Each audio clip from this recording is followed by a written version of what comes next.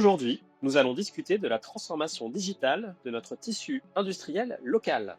Pour cela, j'accueille l'ENE, l'association des experts du numérique en entreprise, représentée par Alban Carnavos, qui en est le responsable du pôle industrie, et Alban Flacha, qui est chef de projet numérique. Christian Fargère, en tant que partner Shift en charge du conseil auprès des PMI dans la réduction de leur dette IT, participe également à cet échange. Commence par toi, Alban. Est-ce que tu peux nous rappeler quelle est la genèse, quelle est l'ambition du programme Industrie du futur de l'ENE? Le programme Industrie du futur est né en 2019 sous l'impulsion de l'État et de la région, Auvergne-Rhône-Alpes, dans le but d'accompagner des entreprises industrielles de la région, de les faire grandir, monter en compétence sur toutes les thématiques qui rentrent dans le champ de l'industrie du futur.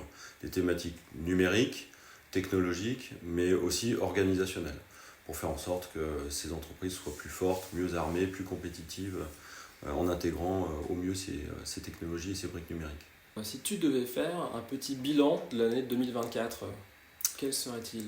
On va sortir entre 120 et 130 entreprises industrielles accompagnées sur 2024, c'est-à-dire qui ont bénéficié d'une aide justement pour les aider à mieux intégrer des briques numériques dans le champ de l'industrie du futur.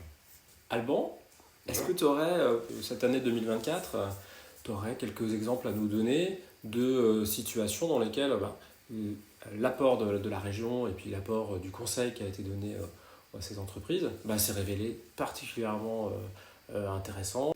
Oui, bien sûr. Sur 2024, je vais t'en donner un qui est en cours. En tout cas, on accompagne une entreprise qui réalise des rétrofits de véhicules utilitaires du thermique vers l'électrique, qui a un business model un petit peu particulier, qui avait fait des premiers pilotes avec un grand constructeur automobile et qui aimerait un petit peu déployer son modèle chez des carrossiers et tout installeur qui est susceptible de reprendre leur solution de rétrofit qui est ingéniée et conceptualisée en interne chez eux. Donc, ils voulaient digitaliser ce process-là, qui est essentiellement de l'assemblage et des opérations manuelles, il n'y a pas forcément de machines, etc. Pour déployer un outil numérique chez ces fameux installateurs et donc passer par un MES. Et la particularité dans ce projet, c'est qu'il faut qu'il soit opérationnel pour eux en interne, donc ils aient la maîtrise en termes d'administration, sur la gestion des gammes, des modes opératoires qui sont susceptibles d'évoluer, parce qu'il y a une certaine profondeur sur les modèles, mais aussi que l'outil soit donné aux utilisateurs finaux, qui sont les carrossiers. Ça, c'est un projet un petit peu particulier. On les aide à travers le Conseil d'industrie du futur à faire vraiment le bon choix et à vraiment préparer le terrain en termes d'expression de besoins, de cahier des charges fonctionnelles, pour que le choix et le projet d'intégration de l'outil de demain soit le mieux défini possible. Et est-ce qu'à contrario, vous avez eu, messieurs, un dossier où vous n'avez pas réussi à aboutir pour une raison particulière qui pourrait être intéressante? Non, alors, il n'y a pas vraiment de dossiers qui n'aboutissent pas, par contre, qui prennent un peu plus de temps dans la mise en œuvre, ça arrive, pour des raisons assez simples, c'est qu'on s'adresse à des PME, c'est-à-dire ce sont quand même des entreprises majoritairement moins de 250 salariés, donc implantées en région avec une activité de production, qui n'ont pas forcément de ressources suffisantes en interne pour porter les projets, et qui, en fonction de l'actualité, dans un contexte industriel assez tendu en termes de visibilité sur les commandes, sont obligés de décaler des projets. Ça arrive. Mais stopper net, non, on n'a pas eu d'expérience de ce type-là, mais plutôt sur le décalage. Et puis un autre, c'est pas un écueil, mais une réorientation. Au fil du temps, on a des projets, par exemple, de cartographie du système d'information, où là, c'est assez clair. L'idée, c'est vraiment d'avoir un schéma directeur de système d'information. Donc, on part plus ou moins d'une page blanche, et il n'y a pas... C'est pas qu'il n'y a pas de surprise, mais en tout cas, l'idée, c'est de prioriser, d'identifier des briques, de prioriser des projets.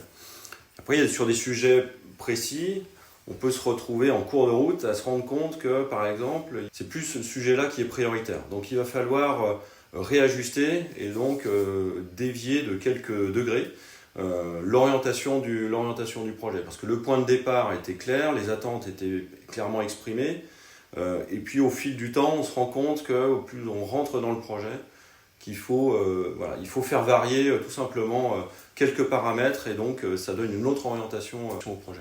Voilà, ça c'est le cas typique, mais qui reste très marginal sur le nombre de projets accompagnés sur une année. Je trouve que ce serait très réducteur de limiter l'appui de la région à une aide financière. Je trouve que, messieurs, vous avez aussi un rôle de conseil, de cadrage, d'aiguillage pour aider les entreprises à faire les bons choix. Dans le prolongement de ce que tu dis, chose qu'on n'a pas forcément abordée, mais nous à l'ENE, on est indépendant des éditeurs, des intégrateurs. Donc là, on est ravis de discuter avec vous aujourd'hui, mais on est complètement indépendant des offreurs de solutions. Donc le point, c'est l'indépendance vis-à-vis des offreurs et des prestataires, donc intégrateurs, éditeurs, cabinets de conseil, qui fait que quand un dirigeant s'adresse à nous, entre guillemets, je dirais, il sait qu'on ne va rien lui vendre. On ne va pas lui placer des jours de conseil, on ne va pas lui placer de la solution. Ce n'est pas le sujet. On va se concentrer justement sur son besoin, prioriser les sujets, l'aider dans toute cette phase de préqualification. Puis ensuite, c'est là qu'on intervient aussi sur la présélection de prestataires qui sont les plus pertinentes par rapport au sujet qui nous est amené. Donc on a un peu plus de 200 prestataires labellisés sur différentes thématiques et qui sont en capacité d'accompagner les entreprises, mais surtout qui sont habilités pour le faire. Merci pour votre écoute. J'espère que cet instant digital vous a apporté un éclairage utile. Pour toute question ou feedback, n'hésitez pas à nous envoyer un email sur contact@shift.fr. Merci.